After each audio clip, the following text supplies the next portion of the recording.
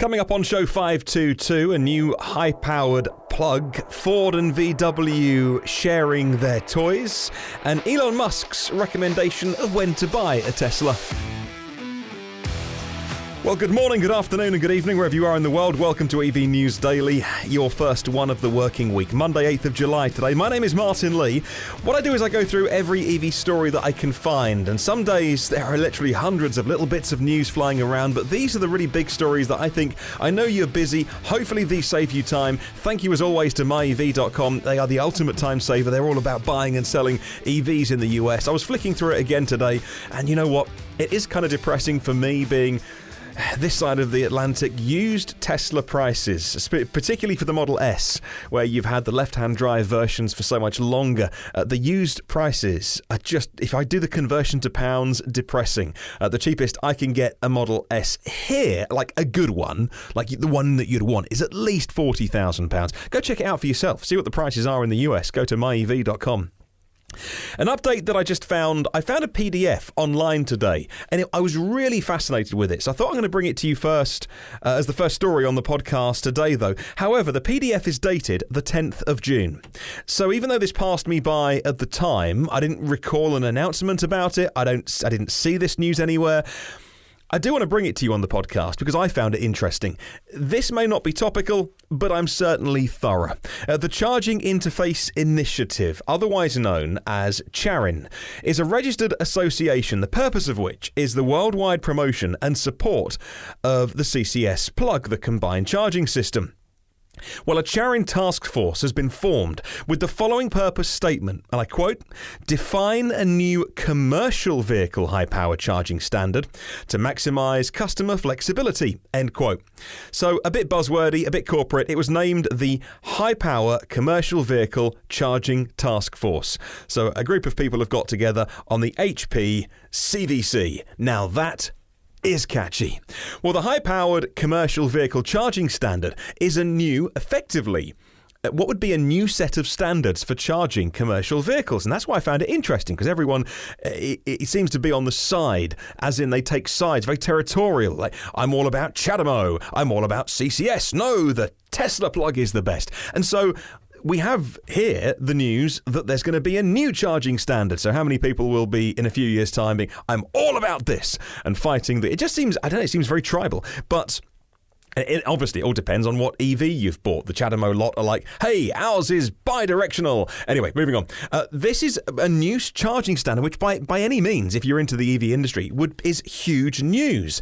Well, the charging standard is going to allow users to recharge any large commercial vehicles, what they call class 6, 7 and 8, in 20 to 30 minutes, up to 80% of a class 8 truck. That's a truck that has a battery of 500 kilowatt hours, 5 times the size of the biggest EV battery out there at the minute in the long-range Model S and X.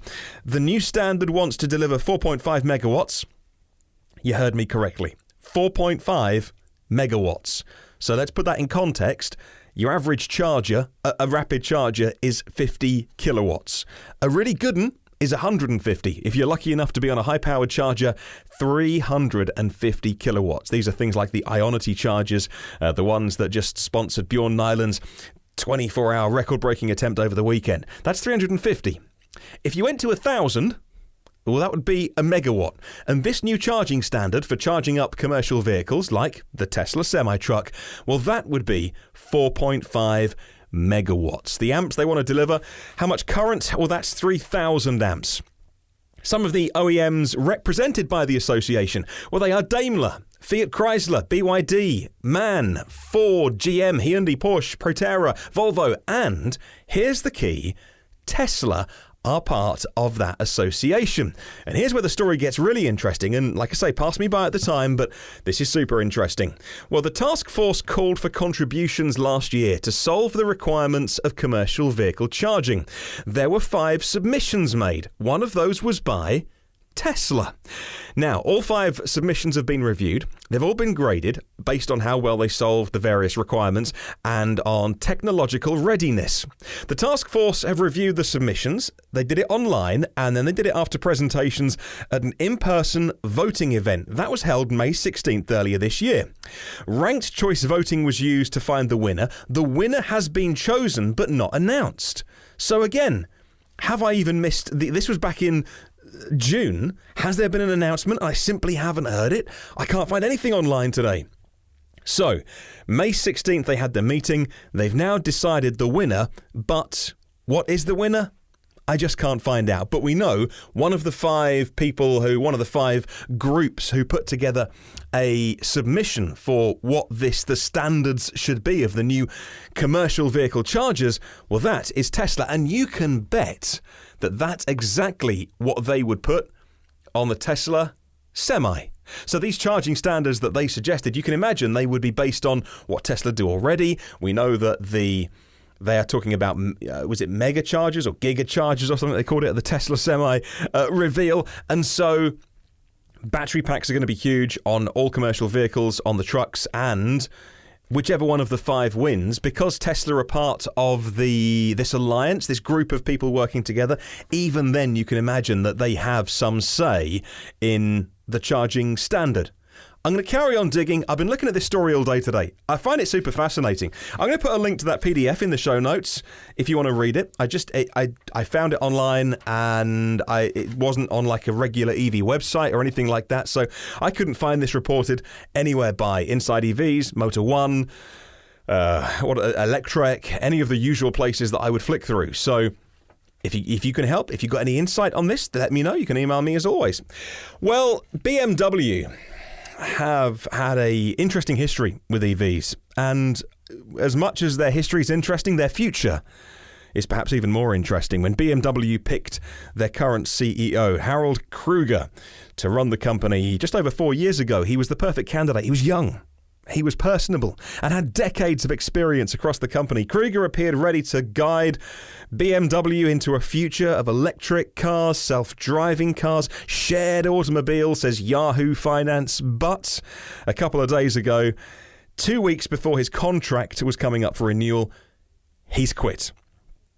Instead of leading the company through BMW's biggest upheaval in a generation, he's been felled by that transition, as he just couldn't provide the roadmap that the company wanted to their future. Well, BMW was a pioneer in electric vehicles. The i3, introduced in 2013, was an incredible piece of engineering at the time, and you know my thoughts on this. I think it still is. Lightweight carbon fiber in a mass market car. Surely they were losing money on every one they sold. They're still like space age technology. But boy, oh boy, what an amazing thing to work on. As Krüger puzzled over how to reinvent BMW in the electric age, it was almost a year before he presented his strategic vision. And then, well, you've got to admit that was a bust. He delayed BMW's next major electric car, effectively squandering their early leadership in the field. And now, BMW are almost playing catch-up. Meanwhile, Cleantechnica say that commentators feel it was his inadequate and indecisive response to the fast shift of the premium segments towards EVs, like the rise of Tesla over the last couple of years, a large part of the reason why he's leaving his post. Krüger said in the recent BMW Group annual general meeting, that was back in May, and I quote, "At this point, no one can reliably predict how quickly electromobility will progress or which drivetrain will prevail," end quote. Well, no, sir. Nobody can predict reliably how quickly it will happen. But at least you'd want to be in the game. You'd want to be on the field, at least, not on the sidelines watching everybody else. Well, BMW's sedan sales have fallen off a cliff in the US market over the last year, directly as a result, says Cleantechnica, of the Model 3. Now, I don't know if that is true. So, you know, Cleantechnica are making a sort of a jump and a half on this one. You can't say that BMW has fallen off a cliff directly because of the Model 3 without asking every Model 3 buyer, were you going to buy a BMW 3 Series? But I think it's fair to say it would be a reasonable assumption to make. So not a direct fact, but I think you can assume that, right? There are two potential candidates to replace him now. One of them, Oliver Zips, is BMW's head of production. And the other one is somebody that I've talked about over the last couple of weeks a fair bit following their EV conference, where he didn't get the memo. And when a bunch of journalists were invited to talk about EVs at BMW, he'd spent as much time talking about his love for diesel. That's a man called Klaus. Klaus Frohlich is the head of development. We recently saw that Klaus Frohlich, just like what could be his predecessor, Mr. Kruger, is unconvinced about the shift to EVs. And he's been lined up as the next successor, the next CEO of BMW. But if you were the board appointing him, the last guy was an EV skeptic, and he's now down the job centre. Are you going to replace him for the next 4 years for his contract with a like for like? Are you going to put someone in place who only last week was singing the praises of diesel, saying that we'll all be filling our cars with diesel in the next 10 years and petrol in 20 years, and he's not a committed EV lover? Well, Teslarati have been pointing out the Klaus Frohlich's comments showed a dismissive stance on EVs. In a roundtable interview in Munich, he argued this, and I quote, "There is no customer requests for battery electric vehicles. If we have a big offer, a big incentive, we could flood Europe and sell 1 million cars, but Europeans won't buy these things. Customers in Europe do not buy EVs. We pressed these cars into the market, and they are not wanted. We can deliver an electrified vehicle to each person. They will not buy them." End quote. When you look at the success that Tesla's having, and you look at the struggles that EV makers are having who aren't embracing EV technology, heck, I just talk about EVs on a podcast. I don't know if I have I know I have some listeners who work in the EV industry who are vastly more qualified and experienced than I am. I'm imagining that if I'm talking about it and you're listening and thinking about it as well, surely the head of BMW, the next head of BMW, must be in a position to go, you know what? These electric cars, I think we should give them a go. What was an early lead with the i8 and the i3 has been squandered, and it's very interesting that until he made those comments last week at the next conference, until then, Klaus Frohlich was being lined up as the natural successor. Now, he could have shot himself in the foot. We'll see what happens. I really hope for BMW they don't put an EV skeptic in that position, because I'm selfish and I want lots of great EVs on the market, and I just want there to be loads of great choices out there, and that does mean BMW making EVs. They need to make an i4, an iX3. They need to do more than just concept cars. They need to be making great mass market cars, and soon as well. Two other big automakers that if they really turned their mind to EVs, and when they do, will change the market. That's Ford and that's VW. Now, you could argue that VW have done that, but with respect, you can't actually buy the ID3 at the moment. I mean, you can make an expression of interest and say that you want to be first in the queue when they do start selling them. And if you believe them, when they start making them and selling them in 2020, they're going to be blooming well everywhere. You won't be able to move. Walking down the street, ID3, bumped into an ID3. They're meant to be everywhere, you know. But not at the moment. As for Ford, it's fair to say they are slightly behind. Ever since Ford and VW started talking about synergies, as business jargon goes, it was more than expected the German automaker would allow Ford to use its MEB platform. That's the modular structure that's built for EVs. This isn't one that's going to be shared with ICE cars. Now, Reuters reports that people familiar with the matter say it's definitely going to happen. Says Gustavo for InsideEVs.com. Having Volkswagen allow Ford to use its own platform. VW have invested all this money over the last however many years on this new platform, which Ford haven't been doing. Ford now get to shortcut their way to making EVs. And of course, for VW, there's a financial kickback for them as well. Easiest way to make the platform cheaper is to make more vehicles with it. And so you make all of the VW Group vehicles with it, make all the Ford vehicles with it, and you can bring the price down. The German car maker can reach scale savings, they say, earlier than predicted. It's a bit more complex than that, though, because the more people using the MEB platform, the better it is for Volkswagen. It'll help VW set standards in the EV industry, a bit like, well, the way that VHS ended up ruling the video standards, or Windows did the same with PC standards. It could well be that the MEB platform is used by so many that it becomes the de facto or default, if you like, platform. Let's stay with BMW, with Volkswagen, and Volkswagen are going to create what they call joint ventures with different suppliers, and they're going to deepen their alliances with people like battery suppliers for this electric push, which they keep telling us is coming, and that is going to help finance production, things like battery production, and it will persuade some of the skeptical suppliers to back their own push into the numbers they need, says the board member Stefan Sommer. And he was speaking to Reuters with this. According to Reuters, VW said it will buy 50 billion euros, that's $56 billion worth of battery cells, Sweden's Northvolt, South Korea's SKI, LG Chem, Samsung SDI, and China's CATL are their partners on batteries. Now, Sommer said this, and I quote, "Not every supplier is convinced that electric mobility will come on such a large scale. You need to spend more time convincing them to invest in the auto industry. When it comes to normal components, suppliers have the opportunity to sell to other car makers, and if VW does buy less. With electromobility, we all know, if it doesn't work for VW, it doesn't work for the others. We have not been able to build as many cars as we wanted to. Our supplier is not delivering the numbers that we need." End quote. So a couple of things in there. He's saying that if a part or a battery or a cell doesn't work for VW, it can't work for anybody else.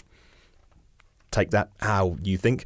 I'll let you unpack that statement yourself. But also saying as well in there that they, up until now, haven't been able to secure the numbers they need. VW, of course, when they do something, they don't do it on a small scale. So if you are VW, if you are any of these big OEMs, when you say we're going to electrify, you can't just do 10 here, 20 there. You can't do 10,000 here and 20,000 there. You got to go big. And for that, you need the bits, the suppliers and the parts, and they've got to go big. Right, final story today, and this is a curious one of Elon Musk talking about when you should buy a Tesla. And surprise, surprise, he recommends sooner rather than later.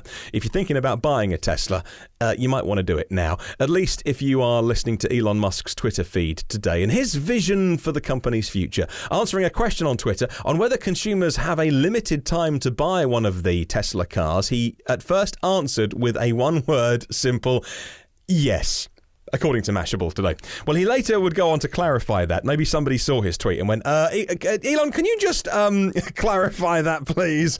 Because it could be misconstrued. He says this, and I quote, "To be clear, consumers will still be able to buy a Tesla, but the clearing price will rise significantly. As a fully autonomous car, that can function as a robotaxi is several times more valuable than a non-autonomous car." End quote. /end tweet. Well, Tesla itself plans to launch its own ride-hailing network that would compete with the likes of Uber. In the future, a Tesla will be more valuable as it will be able to earn its own money. Elon previously compared buying a non-self-driving car to buying a horse and calling Tesla cars appreciating assets. And that is a leap of faith for even the most ardent Tesla fanboy/fangirl. Because to call a car an appreciating asset, well, if you're talking about a, classic Ferrari that's going up for auction, that's one thing. But to say that you're going to buy a Model 3 and all of a sudden it's going to be worth more money, that is certainly a leap.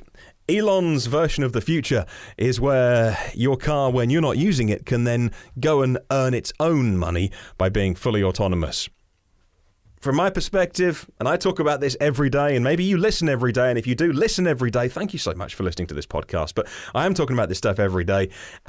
From the novice that I am, my own perspective, there are so many edge cases in terms of potholes.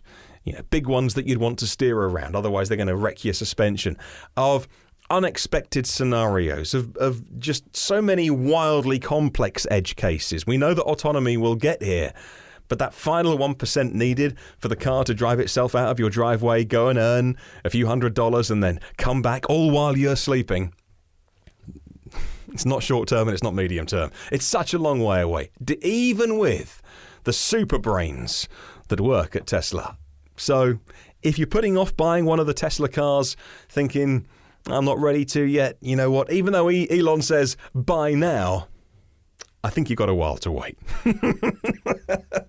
And that's where we'll leave it today. Thank you for listening. Do you want to have a go at this week's question of the week? I'd love to hear from you. Thanks to myev.com for setting this. Should we do things like racing electric cars or doing these kind of challenges just for fun when inevitably doing anything like that means burning fossil fuels? Because if you go racing with electric cars, people turn up and watch them. They drive their fossil cars to that. When people do these online YouTube challenges just for fun, like the one over the weekend, how far can we go in 24 hours? Inevitably, some of that electricity used was made from fossil fuels. Is that a frivolous way to use our fossil fuel resources on this planet, or should it be done to raise the awareness to the wider public? Is it worth, I don't know, whatever Bjorn's record-breaking attempt over the weekend, whatever the German energy mix was at the weekend when he did that 24-hour run? Was it 10%, 15% of the German grid was on coal at the weekend? Is it worth that amount of carbon emissions to get all of the headlines? Because then if one person buys an electric car and runs it for 3 years, they're easily cancelling out those savings. Let me know your thoughts. Email me hello@evnewsdaily.com, or you can email me a comment rather on Facebook and YouTube. Well, thank you to 230 patrons of the podcast for keeping me going. You can see a full list of names in the show notes every day. Our premium partners of the show: Phil Roberts of Electric Future, Brad Crosby, and the gang at Avid Technology. There are 521 previous shows online, which you can get for free, and all the new shows. If you hit subscribe in your podcast app, I know there's a few of you listening right now that aren't subscribed. You just find this show every day. Make sure you hit subscribe. You get it first and free and automatically. The audio goes on YouTube as well. Please leave a review if you possibly can, because it really helps me out on Apple Podcasts. Say hi on the socials by searching EV News Daily. Have a wonderful day. I'll catch you tomorrow, and remember, there is no such thing as a self-charging hybrid.